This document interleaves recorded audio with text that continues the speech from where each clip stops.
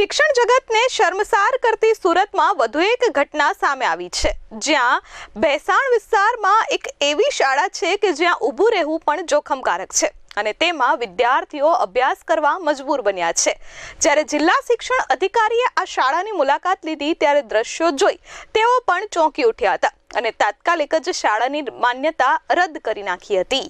સુરત જિલ્લા શિક્ષણ અધિકારીની ટીમે જ્યારે ભેસાણ રોડ સ્થિત પ્રેમ ભારતી સાકેત હિન્દી વિદ્યાલયની ઓચિંતી મુલાકાત લીધી ત્યારે ત્યાંના દ્રશ્યો જોઈ અધિકારીઓ પણ ચોંકી ઉઠ્યા હતા। સ્કૂલ કોઈ વિદ્યાનું મંદિર નહીં પરંતુ એક જર્જરિત ખંડેર જેવી હાલતમાં હતી। સ્કૂલના બારી બારણા અને દરવાજા તૂટેલી હાલતમાં લટકતા હતા, જ્યારે વર્ગખંડોમાં ફ્લોરિંગના ઠેકાણા પણ ન હતા।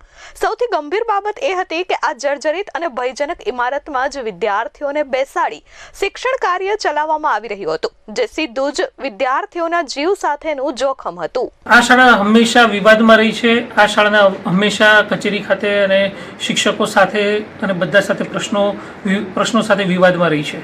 આ શાળાઓની રૂબરૂ ચકાસણી કરતા જાણવા મળ્યું છે શાળાની અંદર કોઈ પણ પ્રકારની ભૌતિક સુવિધા ઉપલબ્ધ નથી, વર્ગખંડના બારી દરવાજા નથી, ભૌતિક સુવિધાની અંદર ફ્લોરિંગ પણ નથી, પંખાની સુવિધા પણ ઉપલબ્ધ નથી, વિદ્યાર્થીઓ માટે ટોયલેટની સુવિધા પણ ઉપલબ્ધ નથી, પાણીની સુવિધા પણ ઉપલબ્ધ નથી અને જે સુવિધા ઉપલબ્ધ છે જર્જરિત હાલતમાં છે। આ અંગે જિલ્લા શિક્ષણ અધિકારીએ જણાવ્યું હતું કે તપાસ દરમિયાન માત્ર ભૌતિક સુવિધાઓ જ નહીં પરંતુ વહીવટી ગેરરીતિ પણ સામે આવી છે।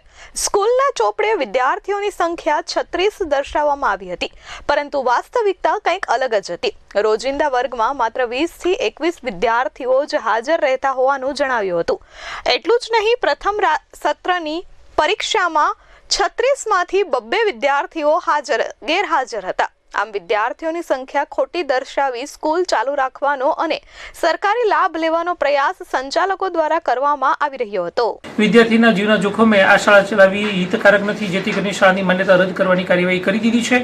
શાળાના વર્ગો બંધ કર્યા છે। ગત વર્ષે પણ શાળાના વર્ગો બંધ કર્યા, પરંતુ શાળા દ્વારા અપીલમાં જતા શાળાના વર્ગો 1 વર્ષ માટે પુનઃ શરૂ રાખેલા છે, પરંતુ આ વર્ષે શાળાના વર્ગો બંધ કરી આગળની કાર્યવાહી કરવામાં આવી છે। તેમણે વધુમાં ઉમેર્યું હતું કે ગયા વર્ષે પણ આ સ્કૂલના વર્ગો બંધ કરવામાં આવ્યા હતા, પરંતુ તેઓ અપીલમાં ગયા હોવાથી 1 વર્ષ માટે શરતી રીતે સ્કૂલ પુનઃ શરૂ રાખવામાં આવી હતી। જો કે સ્થિતિમાં કોઈ સુધારો ન થતા અને ખોટી સંખ્યા દર્શાવવાની ગેરરીતિ સામે આવતા આ વર્ષે સ્કૂલના વર્ગો તાત્કાલિક અસરથી બંધ કરી સ્કૂલની માન્યતા રદ કરવાની કાર્યવાહી કરવામાં આવી છે। અગાઉ પણ આ સ્કૂલને ડીઈઓ કચેરી દ્વારા નોટિસ ફટકારવામાં આવી હતી, પરંતુ સંચાલકો દ્વારા કોઈ સુધારો કરવામાં આવ્યો ન હતો। આખરે વિદ્યાર્થીઓના હિતને ધ્યાનમાં રાખી તંત્ર દ્વારા આ આકરો નિર્ણય લેવામાં આવ્યો છે। શાળાની અંદર વિદ્યાર્થીઓની સંખ્યા 36 બતાવવામાં આવી છે, જ્યારે વિદ્યાર્થીઓ 36 હાજર હોતા નથી।